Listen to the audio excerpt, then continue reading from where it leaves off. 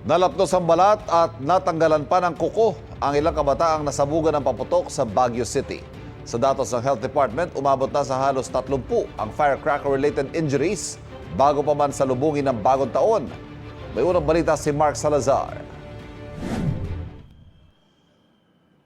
Sa gitna pa mismo ng kalsada itinayo ng lalaking ito ang whistle bomb sa barangay Hagonoy, Taguig. Sumenyas pa ang lalaki sa paparating na sasakyan para tumigil. Ilang saglit pa, nakalayo na ang lalaking naglagay ng paputok hanggang sa sumabog ang whistle bomb kung kailan may napadaang motorsiklo. Nabalutan ng usok ang rider pero tuloy-tuloy naman siyang nakadaan. Di malinaw kung nasugatan ng rider. Ang nagsindi naman ng whistle bomb, natunto ng Taguig Police. Nagsorry man, titikitan pa rin siya dahil sa paglabag sa ordinansa na naglalaan ng designated firecracker area. 5,000 piso ang multa na pwedeng may kasamang kulong na aabot ng 6 na buwan. Naka-code red na ang Bureau of Fire Protection simula December 23 para handa sa mga posibleng sunog ngayong holiday season.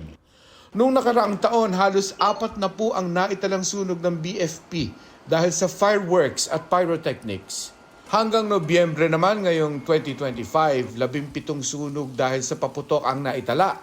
Karamihang sunog naman talaga ay nagsisimula lamang sa mga maliliit. Yun nga, kung hindi maagapan, napakabilis ng sunog. Ito ay dumodoble ng in every 30 seconds at maaaring sa loob ng 5 minuto hanggang 10 minuto ay sunog na ang isang bahay at nag-uumpisa ng kumalat ito sa mga kapitbahay.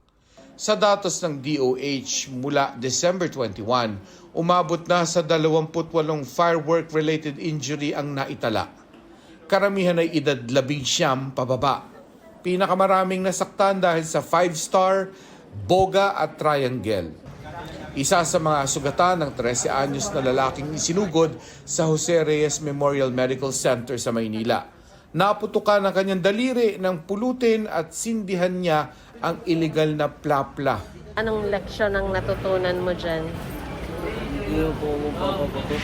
Lapnos naman ang kamay ng 12 anyos na batang mula sa Baguio City.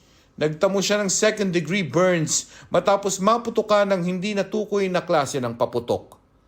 Natanggalan naman ng kuko ang 11 anyos na bata matapos maputukan ng illegal na 5-star. Ayon sa bata, ipinahawak sa kanya ng mga kaibigan ng paputok nang bigla itong sumabog sa kanyang kamay. Natrauma na din lang po.